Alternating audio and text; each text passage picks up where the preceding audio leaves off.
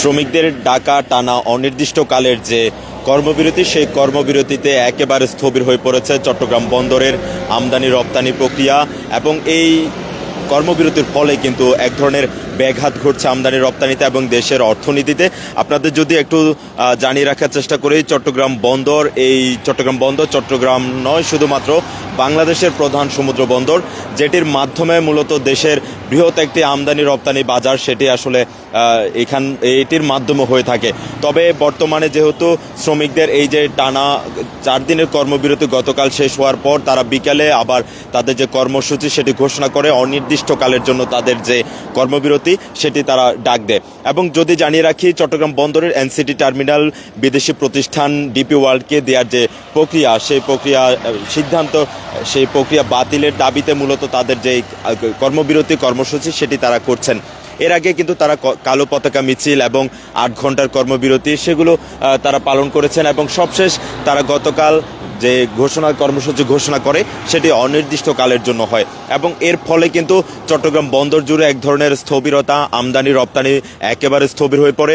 এবং এর ফলে কিন্তু চট্টগ্রামের যে ব্যবসায়ী রয়েছেন এবং সিএনএফ এজেন্ট রয়েছেন, পাশাপাশি বন্দর ব্যবহারকারী যারা রয়েছেন, তারা যে বিষয়টি আমাদেরকে জানিয়েছেন যে তাদের কোনো ধরনের পণ্য আসলে খালাস কিংবা জাহাজীকরণ সেটি আসলে একেবারে বন্ধ রয়েছে।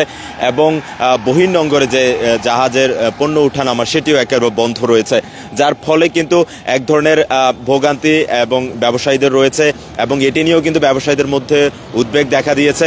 তো যার ফলে কিন্তু সামনে যেহেতু রমজান, সেক্ষেত্রে আসলে ভোগ্যপণ্যর যে একটি বিশাল আমদানি সেটিও আসলে ব্যাঘাত ঘটেছে, যার প্রভাব কিন্তু দেশের অর্থনীতিতে পড়তে পারে এবং সেটি দ্রব্যমূল্য যে দাম সেটিও বৃদ্ধি পেতে পারে বলে আশঙ্কা করা হচ্ছে। এবং যদি জানিয়ে রাখি, চট্টগ্রাম বন্দরে যে কন্টেইনার ধারণ ক্ষমতা সেটি 50 থেকে 60 হাজার টিউএস, সেটি আসলে কন্টেইনার জটও বেড়েছে। সেই ধারণ ক্ষমতার অতিরিক্ত যে জট সেটি আসলে দেখা যাচ্ছে। এবং আরেকটু যদি জানিয়ে রাখি, প্রত্যেক দিন চট্টগ্রাম বন্দরে যেখানে 8,000 কন্টেইনার টিউএস আসলে হ্যান্ডেলিং হতো, সেখানে এটি একেবারে স্থবির হয়ে যাওয়াতে কিন্তু যারা কর্মচারী রয়েছেন তারা যেহেতু তাদের যে কর্মস্থল সেখানে যোগ না দেওয়াতে কিন্তু সমস্ত কার্যক্রম সেগুলো কিন্তু বন্ধ রয়েছে। এবং যদি জানিয়ে রাখি, চট্টগ্রাম বন্দরের এই যে এনসিটি টার্মিনাল, সেই এনসিটি টার্মিনালকে ঘিরে কিন্তু বেশ কয়েক মাস আগে থেকেও কিন্তু আমরা দেখেছি যে স্কপ থেকে শুরু করে বন্দর রক্ষা সংগ্রাম পরিষদ, শ্রমিক দল, বিভিন্ন শ্রমিক সংগঠনরা কিন্তু বিভিন্ন সংগঠনের পক্ষ থেকে তারা এই প্রতিবাদ জানিয়ে আসছিল। এবং পরবর্তীতে গত বৃহস্পতিবার হাইকোর্টে যে রিট আবেদন করা হয় এই চুক্তি অবৈধ কেন হবে না সেটি জানতে চাওয়ার জন্য, এবং পরবর্তীতে সেটি আসলে বৃহস্পতিবার সেই রিট খারিজ করে দেওয়ার পর কিন্তু পুনরায় তাদের যে কর্মসূচি সেটি কিন্তু আবার পুনর্জীবিত হয়। এবং বন্দরের শ্রমিক যারা রয়েছেন তাদের থেকে শুরু করে স্কপের নেতারা তারাও কিন্তু এই আন্দোলনের একাত্মতা প্রকাশ করেছেন। এবং এই নিয়ে কিন্তু একেবারে চট্টগ্রাম বন্দর একেবারে স্থবির হয়ে পড়েছে, যার ফলে কিন্তু ব্যবসায়ী থেকে শুরু করে বন্দর ব্যবহারকারীরা তারও এক ধরনের বিপাকে পড়েছে। এবং আমদানি রপ্তানিকারক যারা রয়েছে তারা বলছেন এটি আসলে অতি দ্রুত যদি সচল করা না হয় তাহলে দেশের অর্থনীতিতে একটি বিরূপ প্রভাব পড়বে, যেটির আসলে ভুক্তভোগী হবে দেশের সাধারণ মানুষ। এবং এটির মধ্য দিয়ে কিন্তু আমদানি রপ্তানি প্রক্রিয়া বন্ধ থাকায় কিন্তু দেশের যে দ্রব্যমূল্য সেটি আসলে বৃদ্ধি পাবে। এবং সামনে যেহেতু রমজান মাস, সেহেতু আসলে ভোগ্যপণ্যের একটি বড় চালান আমদানি সেগুলোতেও আসলে প্রভাব পড়বে। সব মিলিয়ে বলা যায় তাদের এই টানা যে কর্মবিরতি সেটি আসলে কবে নাগাদ শেষ হবে সেটি আসলে এখনো পর্যন্ত কিন্তু নিশ্চিত হওয়া যাচ্ছে না।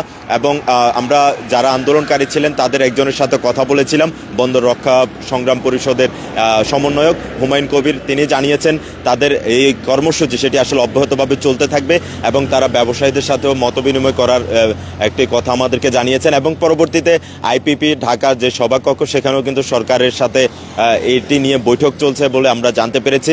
আসলে পরবর্তীতে কি সিদ্ধান্ত আসে সেটি আসলে এখন দেখার বিষয়। তবে এই নিয়ে কিন্তু বন্দর ব্যবহারকারী, ব্যবসায়ী থেকে শুরু করে সিএনএফ এজেন্টস যারা রয়েছেন তারা কিন্তু এক ধরনের বিপাক এবং উদ্বিগ্ন এটি নিয়ে।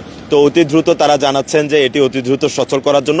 তবে বন্দরে যারা এই কর্মবিরতি পালন করছেন শ্রমিকরা, তাদের যে দাবি দেওয়া, তারা যতক্ষণ পর্যন্ত সরকারের এই সিদ্ধান্ত থেকে সরে না আসবে ততক্ষণ তাদের এই কর্মসূচি সেটি তারা চালিয়ে যাবেন। তো সব মিলিয়ে এই ছিল চট্টগ্রাম বন্দরের যে অচলাবস্থার খবরাখবর সেটি সবশেষ।